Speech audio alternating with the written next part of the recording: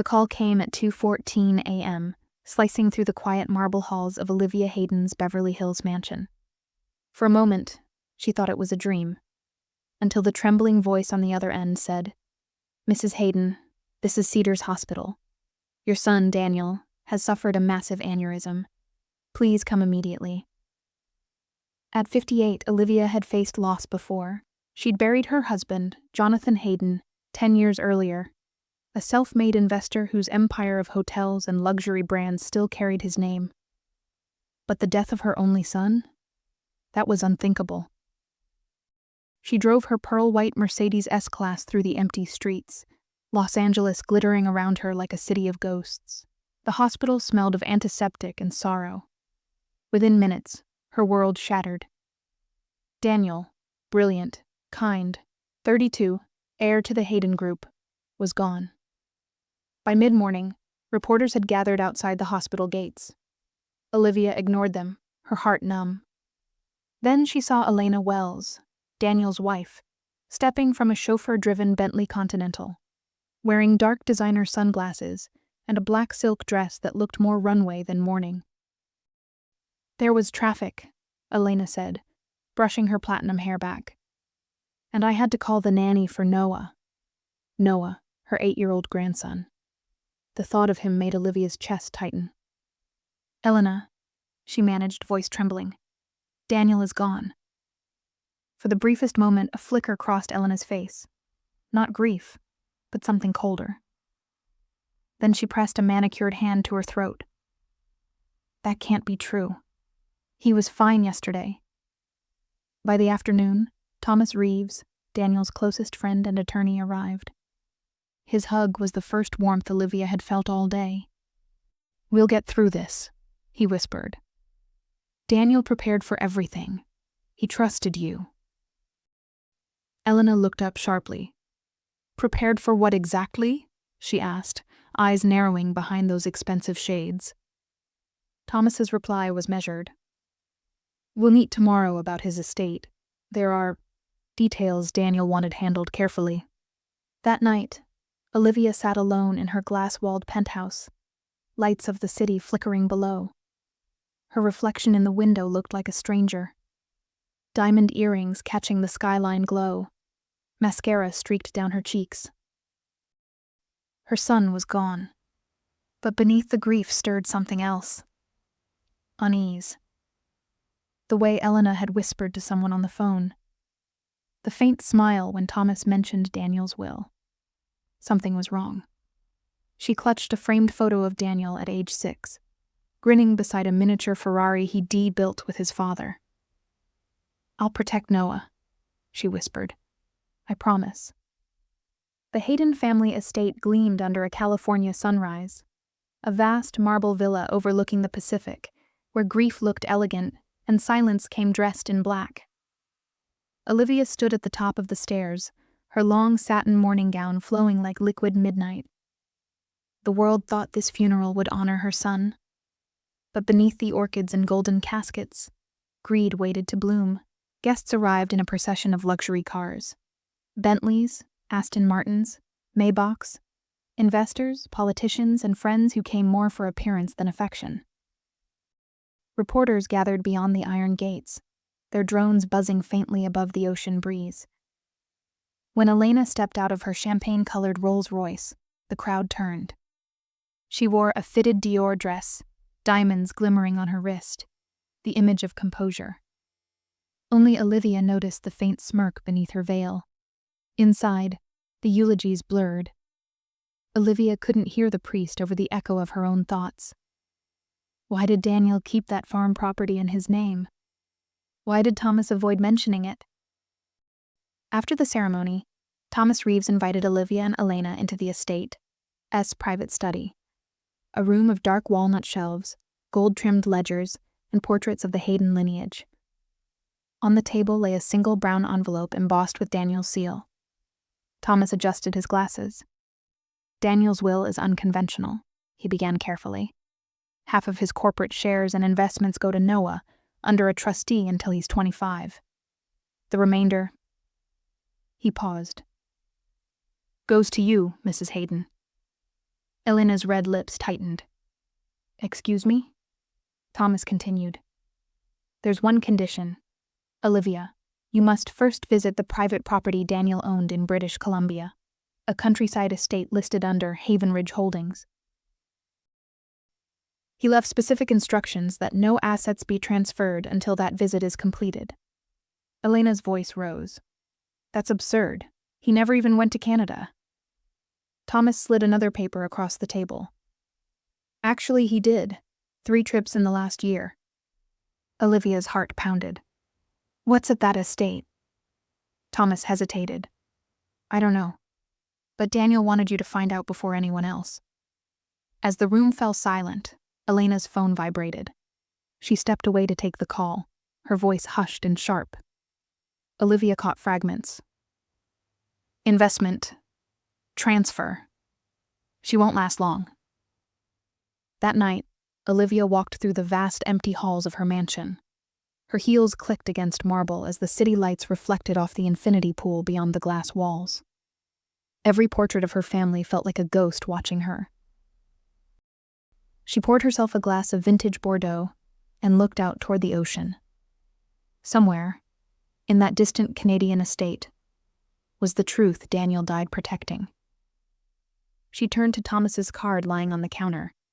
Tomorrow, she'd call him. She was done being the grieving widow. The snow fell in soft, endless waves as Olivia Hayden's private jet touched down in Vancouver, Canada. The flight had been long, but her thoughts were longer. Every minute replayed her son's voice. Every second echoed the question she'd been too afraid to ask. Waiting at the terminal was Thomas Reeves, wrapped in a charcoal coat. "You look exhausted," he said, offering his hand as she descended the steps. "I'm not tired," Olivia replied quietly. "I'm ready to know the truth." They drove north in a black Range Rover, the city lights fading into white wilderness. For hours there was only snow and silence. Finally, through a forest of pine and frost, the estate appeared. Haven Ridge, a sprawling glass and stone mansion rising from the frozen valley like a secret carved into ice. The gates creaked open. The driveway was lined with Ferraris and Bentleys, their engines covered with sheets of snow. Olivia felt a chill deeper than the winter air. "Thomas, these cars, they're all classic models," she murmured. He nodded. "Registered under Daniel's name, each one worth millions." Inside, the mansion glowed with warm amber light. Expensive art adorned the walls. Van Gogh reproductions, golden chandeliers, a grand piano standing silent beneath a skylight dusted with snowflakes. But beneath all the beauty, the house felt haunted. Olivia wandered through hallways lined with unopened boxes, family photos of people she didn't recognize, and one framed letter on the wall. It was signed in Daniel's handwriting. "If you're reading this, Mom, then I'm gone. But I need you to see what I built here, and why." Her hand trembled as she reached for it. "He knew I'd come," she whispered. Thomas cleared his throat softly. "There's more. Follow me." He led her down a corridor to a locked steel door. Thomas inserted a key Daniel had mailed to his office months ago. The door opened with a hiss. Inside was a room filled with sleek monitors, financial ledgers, and world maps covered in digital pins. "Good God," Olivia gasped. "This is an investment command center." "Exactly," Thomas said. Daniel was running a private portfolio. Offshore funds, renewable energy stocks, tech startups, worth nearly $50 million, all tied to this estate. Olivia's eyes filled with tears. He was protecting something. But from who? Suddenly her phone buzzed. "Unknown number." She answered cautiously. A woman's voice whispered, "Mrs. Hayden. Don't trust Thomas. He's not who he says he is." The line went dead. Thomas turned. "Who was that?"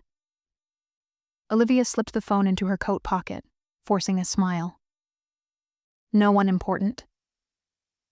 But her heart was pounding. In that moment she realized Daniel's death wasn't just tragic. It was planned. The next morning, pale sunlight shimmered across the snow-covered valley. From the balcony of Haven Ridge, Olivia Hayden could see nothing but white, endless silence stretching to the horizon. Yet beneath that calm, her heart pulsed with dread. She hadn't slept. The call from the unknown woman replayed in her mind all night. Donnie trusts Thomas. When she finally left her room, she found Thomas Reeves in the study, reviewing documents beside the roaring fireplace. "You're up early," he said with a practiced smile. "I couldn't rest," Olivia replied. "I was reading Daniel's letter again." He looked up sharply. "Which letter?" "The one he left in the hallway, telling me to see what he built." She tilted her head. "I intend to see everything." Thomas hesitated, then said, "There is one last area of the estate you haven't explored. The sublevel vault. Daniel had it constructed privately. Only he and I knew." He led her to a hidden stairway behind the wine cellar. The steps were made of steel and glass, descending into dim blue light. Olivia's heels echoed softly as she followed him down. The air grew colder, the hum of security systems louder. At the base was a biometric door, sleek, matte black with a digital panel. Thomas pressed his thumb and entered a code. The door slid open with a low hiss. Inside was a private archive, its shelves lined with leather-bound ledgers, gold-embossed portfolios, and velvet cases. In the center stood a glass table holding a stack of folders marked Legacy Accounts. Olivia ran her fingers along the smooth surface. "He built this alone?" "Not exactly," Thomas said, avoiding her gaze. "Your husband helped him. Years ago." She froze. "Jonathan?" Thomas sighed. Before he passed, Jonathan invested heavily through Daniel's offshore trust. The assets were hidden here, under Haven Ridge. They were building a safety net for your family. Olivia's heart twisted. "Then why all the secrecy?" "Because someone was watching them," Thomas replied softly. "Someone close." He handed her a sealed envelope. "Daniel left this for you, but he made me promise not to open it until you saw this vault." Olivia broke the seal. Inside were handwritten words in Daniel's familiar script. "Mom, if anything happens to me, it means the person we trusted most turned on us. Don't sign anything until you uncover the truth. The betrayal started long before you think." Her breath caught. She looked up at Thomas, the man her son had trusted, the man now standing too still, eyes too calm. "Thomas," she whispered, "why do I feel like you already know who that person is?" Before he could respond, the vault's alarm lights began flashing red. A security alert. The screen above the door blinked. "Unauthorized access. Main gate breached," Thomas cursed. "Stay here!" He rushed upstairs. But Olivia didn't listen. She grabbed the envelope, glanced around, and noticed a faint seam along the far wall. A hidden door.